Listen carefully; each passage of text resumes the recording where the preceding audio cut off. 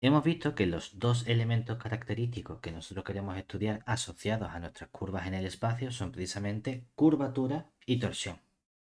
Ahora bien, hemos estudiado esos dos elementos y uno podría preguntarse, ¿por qué no estudiamos otros elementos? ¿Por qué simplemente curvatura y torsión? ¿Por qué no defino plano osculador y estudio también qué pasa con los planos osculadores? ¿O estudio otro nuevo concepto que no me hayan definido? Podríamos hacerlo perfectamente. Sin embargo, lo que va a ocurrir es que vamos a ver que simplemente con la curvatura y con la torsión vamos a caracterizar perfectamente a cualquier curva. Es decir, únicamente saber la información de esos dos elementos me permite saber de qué curva es de la que estamos hablando.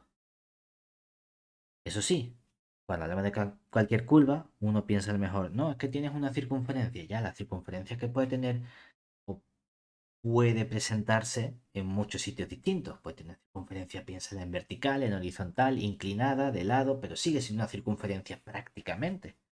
En el sentido de que puedes desplazar o mover la circunferencia inicial a alguna de esas otras sin romperla ni deformarla. Vale, eso justamente que siempre que yo pueda mover nuestra circunferencia, nuestra curva por el plano afín de forma adecuada de que se mantengan las propiedades, esa curva es esencialmente la misma para mí y no voy a distinguir entre una circunferencia vertical o una circunferencia horizontal. Pues vamos a ver precisamente que eso es lo que ocurre, es decir, nuestro primer teorema o resultado como en la categoría que queramos poner. Proposición nos dice que eso es posible cuando trabajamos con isometrías, es decir, sean A y B contenido en R3, dos curvas regulares. Si quieres puedes poner orientadas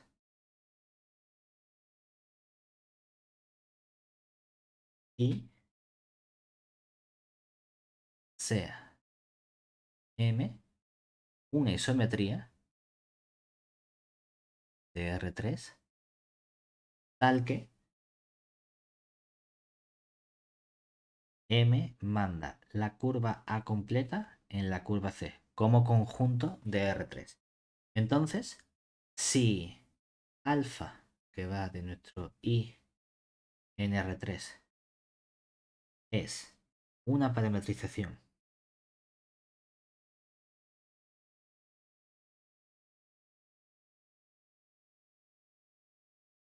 regular de A, entonces podemos conseguir fácilmente una parametrización regular también de nuestra curva B.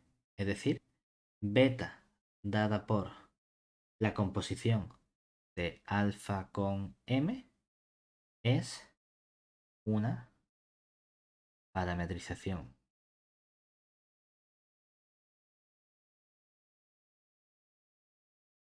regular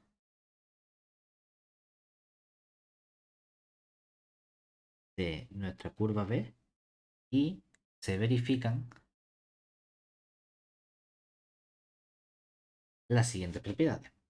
Primero, ¿qué ocurre? Una, Dime, una dime. cosa, ¿has querido decir MDA es igual a B? Sí, puesto C, ¿verdad? Sí. Perdón, es que como no estaba viendo la imagen, no me da cuenta de si has puesto alguna cara rara, ¿no? MDA es el B, sí, sí. Entonces, si tengo nuestra parametrización regular de A, lo que me dice este es, sabiendo las curvas y sabiendo una parametrización y sabiendo el movimiento, obtengo información sobre la otra curva. Es un primer resultado en un sentido. Luego vamos a ver si puedo hacerlo en el sentido contrario. Es decir, si obteniendo información sobre el comportamiento que tienen las curvas, si soy capaz de encontrar un movimiento, que la pregunta inversa suele ser la más complicada de resolver.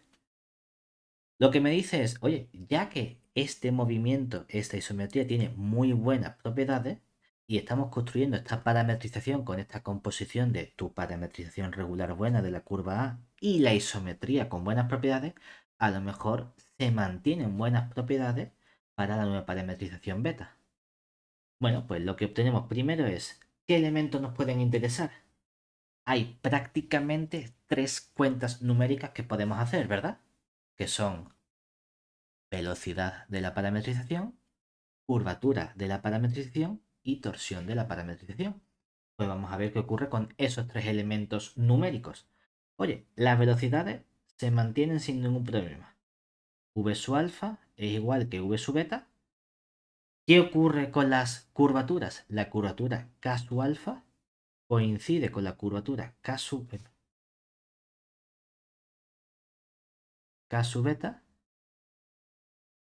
¿Y qué pasa con la torsión? La torsión es el que se ve un poquito afectado, porque la torsión tau sub alfa no va a ser exactamente igual a la torsión tau sub beta. Vamos a tener un factor que va a ser el determinante de la m mayúscula por la torsión tau sub beta, donde m mayúscula es la matriz asociada a la aplicación m, a nuestra isometría. ¿Vale? Pero es que por otro lado vamos a tener tres elementos geométricos. ¿Qué tres elementos geométricos son los que vamos a tener que estudiar? Precisamente los asociados a nuestra base de Frenet, el vector tangente, el vector normal y el vector binormal. A ver qué ocurre justamente con esos tres elementos. Oye, pues un comportamiento muy parecido. La velocidad realmente tiene que ver con quién, con Con la la norma de tangente. ese alfa prima, que me permite construir esencialmente el vector tangente. Ah, pues mira, resulta que el vector tangente t sub alfa va a ser el mismo que el vector tangente t sub beta. El vector normal también va a ser el mismo. Bueno, aquí a lo mejor no debemos ponerlo tanto como tangente de alfa, tangente de beta, sino como decir qué hace la aplicación con los vectores, ¿verdad? Ya que esto es una isometría, el vector tangente va a estar colocado en un sitio. Lo que quiero ver es cómo mueve mi isometría ese vector tangente. Como el vector es vector, ¿no? O la tontería de ponerlo así, no le aplicamos la aplicación afín M, sino la correspondiente aplicación lineal asociada que le solemos poner el M flechita. Que es cierto que a lo mejor poner T sub alfa igual a T sub beta es un abuso de notación. Lo que queremos decir es que la aplicación lineal asociada M flechita manda el vector tangente T sub alfa en el vector tangente T sub beta. Es más correcto así porque realmente el vector tangente es un vector fijo. Tiene un comienzo que es el punto alfa de t. Entonces, el vector t sub beta realmente va a ser el mismo. Lo que pasa que está colocado justamente sobre el punto beta de t, que no tiene por qué estar en la misma posición del plano. Entonces, como están fijados esos vectores, a lo mejor no tiene sentido decir, este vector es igual que este. A ver, si fuesen vectores libres, sí. Como son vectores fijos, si no tienen el mismo origen, no son el mismo vector. Por eso decimos, vale, mueve ese vector y cuando lo mueves cae justamente sobre el correspondiente vector tangente. Lo mismo va a ocurrir con el vector normal. Nuestro vector normal, cuando lo movemos con el m flechita, la parametrización alfa coincide con el vector normal del beta. El que se ve afectado precisamente es el vector binormal. Es decir, cuando movemos el vector binormal de su alfa, no obtenemos exactamente el, lo diré, el vector binormal, sino que obtenemos el determinante de la m flechita con el vector binormal del beta, siendo m flechita la matriz asociada a m flechita, que es el isomorfismo asociado a m minúscula. Realmente no hubiese pasado nada si en lugar de poner determinante de m flechita hubiésemos puesto el determinante de la m mayúscula, porque el determinante de la matriz m y de la submatriz lineal son el mismo, simplemente multiplicamos por 1. Entonces, bueno, Pero por dejar toda a lo mejor la parte de vectores con la parte de vectores, hemos puesto la m flechita. Pero que realmente ese elemento es exactamente el mismo. Fíjate una cosa. Hay un caso en el que sí se obtiene una igualdad entre todos los elementos. ¿En qué caso? Cuando esta isometría M tiene una propiedad muy concreta, que Eh, es una isometría es directa, directa. exactamente. Es Ujú. decir, nota en el caso de que exista M perteneciente a isometrías de R3 que sea directa, sí podemos decir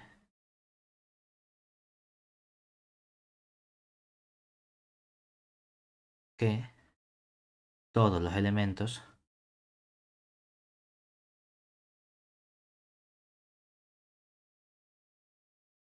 son iguales. ¿Vale? De hecho, ahora la pregunta sería, ¿qué ocurre con la pregunta inversa? Y la pregunta inversa es, y en lugar de saber que existe una isometría que te manda una curva en la otra y que tiene esas propiedades, si se verificasen esas propiedades, podríamos ir hacia atrás y encontrar ese movimiento, esa isometría que me mande una curva en la otra. Realmente si te fijas, como tenemos isometría, las isometrías, aunque hemos puesto determinante, el determinante sabemos exactamente qué valores tiene.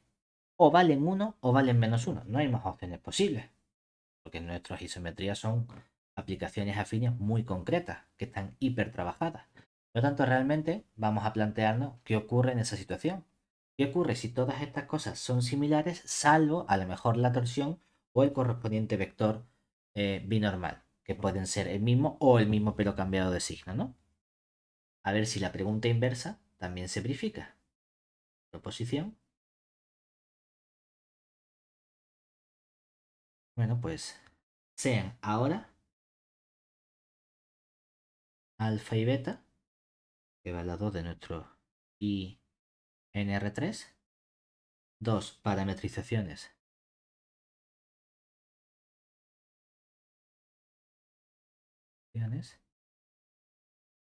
regulares de A y B tenidos en R3 respectivamente,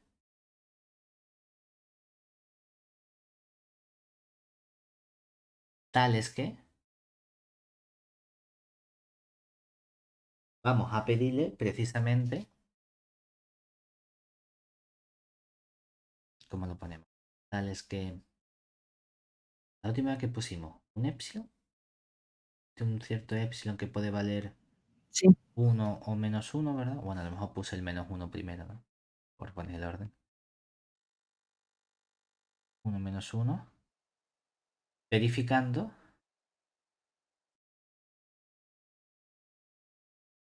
que la velocidad v sub alfa coincide con la velocidad v sub beta, la torsión tau sub alfa, perdón, curvatura K sub alfa o capa sub alfa coincide con la curvatura capa sub beta y la torsión tau sub alfa no tiene que ser exactamente, puede ser más menos la torsión tau sub beta, ¿verdad? Bueno, pues entonces resulta que el recíproco es cierto, es decir, existe una aplicación M que es una isometría de R3 tal que M manda la curva A en la curva B. ¿Y qué relación tiene esta isometría M con este epsilon que puede cambiar el signo de la torsión? Que justamente el determinante de la M mayúscula es este epsilon con M mayúscula matriz asociada a la aplicación afín M minúscula. Básicamente lo que nos está diciendo es que si todo coincide es que existe una isometría directa. Si todo coincide salvo la torsión que tiene el signo cambiado, existe una geometría indirecta o inversa, pero que me permite pasar una curva en la otra. Esto está súper bien porque resulta entonces que en este resultado, ¿qué elementos nos han hecho falta únicamente para caracterizar a nuestras curvas? La velocidad, la curvatura y la torsión. La velocidad realmente es un poco un regalo, porque bueno, en el momento en el que tienes la curvatura, analizas también el elemento con los correspondientes vectores tangentes, pero únicamente tenemos elementos numéricos aquí. Y los dos elementos numéricos importantes que tenemos son curvatura y torsión. Y resulta que únicamente sabiendo qué ocurre con la curvatura y la torsión, eres capaz de caracterizar a tu curva completamente. Esos son los únicos dos elementos invariantes que nos hacen falta para poder realizar una clasificación de todas las curvas con las que vamos a estar trabajando. Entonces,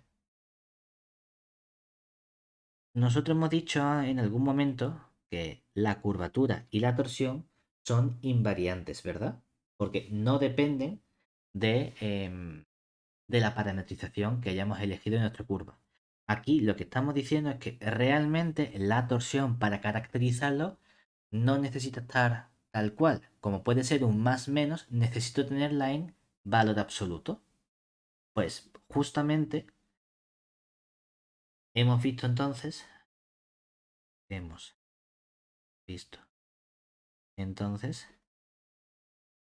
que la curvatura y la torsión, pero aquí vamos a poner entre paréntesis en valor absoluto,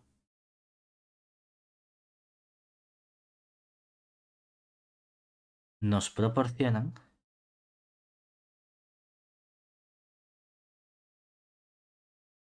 lo que llamamos un sistema completo de invariantes para las curvas en el espacio.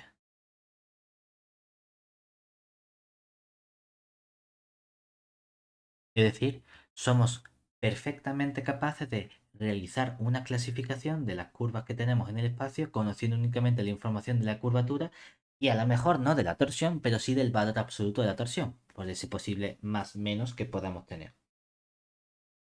Lo guay, además, no es solo que podamos realizar esta caracterización, sino que podemos llegar a construirnos cualquier curva con cualquier posible velocidad, curvatura y o torsión que se nos ocurra, siempre y cuando tengan unas buenas propiedades. Pues claro, como todos estos elementos provienen de parametrizaciones regulares, que son aplicaciones de clase C infinito, no vale que yo me coja a lo mejor una función a trozos que no sea diferenciable. Claro, a lo mejor ahí no voy a ser capaz de encontrarme ninguna curva regular en el espacio que coincida su velocidad, curvatura o torsión con esta curva que nos hemos inventado. Pero si le pedimos un buen comportamiento a nuestros elementos, sí que vamos a ser capaces de encontrarlo. Es decir, proposición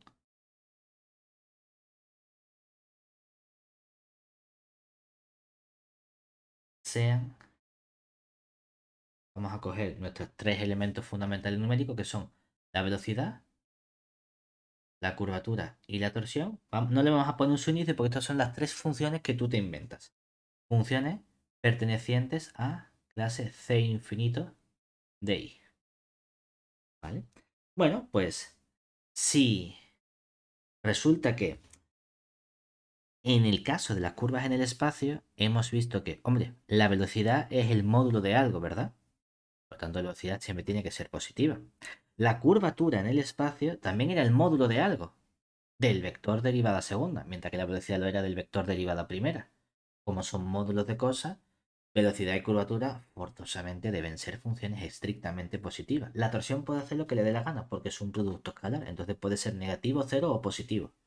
Si estas tres funciones que nos inventamos son de clase C infinito y resulta que la velocidad y la curvatura son estrictamente positivas, entonces existe una parametrización alfa que vaya de I en R3, parametrización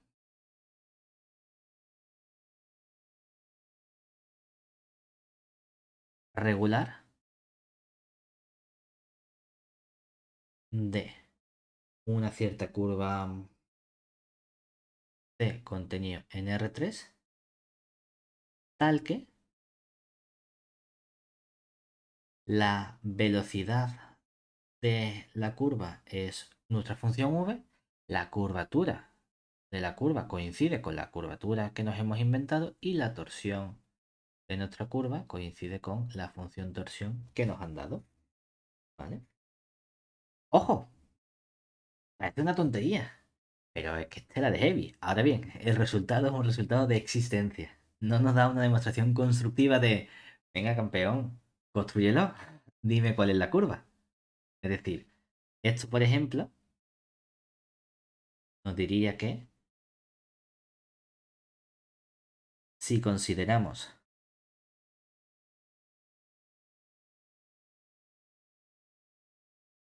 las funciones,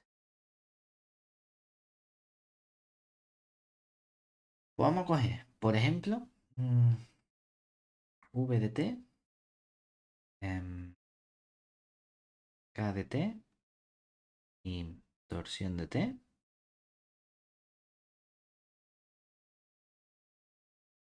¿Qué funciones quieres?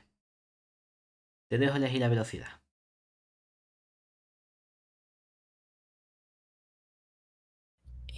Pues ni idea tú. Mientras sea positiva y de clases de infinito, T cuadrado, yo qué sé. ¿vale? Podemos poner t cuadrado. Y, oye, no nos hemos complicado mucho. Vamos a coger, por ejemplo, un intervalo que sea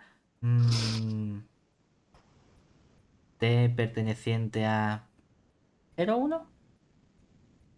Y así no tenemos problema. Vale. Vamos a coger otra función que va a ser, que va a ser, que va a ser la exponencial de t al cubo más t cuadrado más...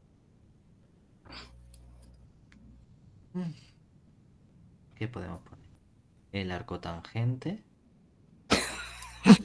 de 5 más el logaritmo de t más 7 logaritmo al cubo. ¿Vale? Por ejemplo, ¿no? Y la torsión que sea menos 3.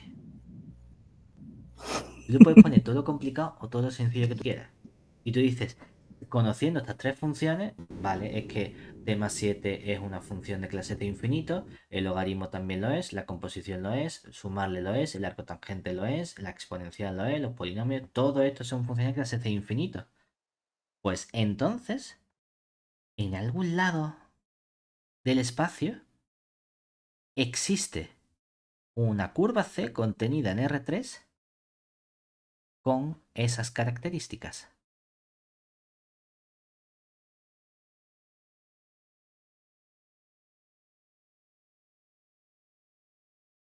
Tú dices, ¿cuál? Yo qué sé. A ver, a lo mejor tu curva dice, no, es que tu curva hace está aquí, no lo puedes saber.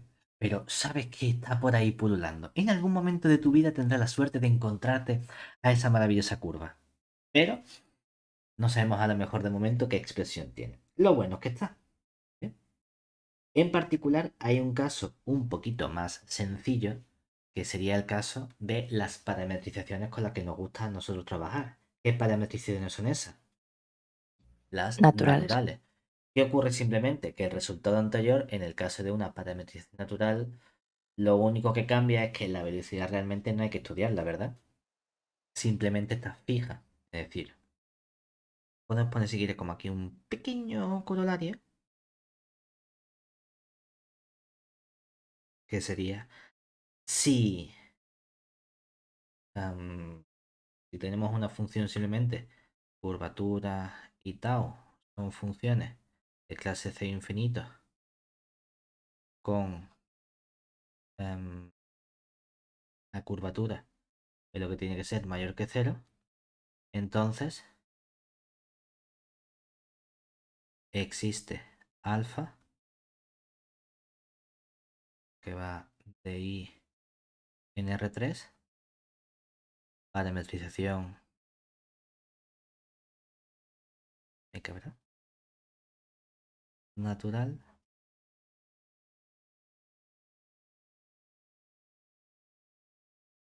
con...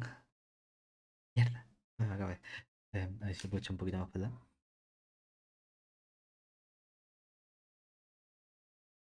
Con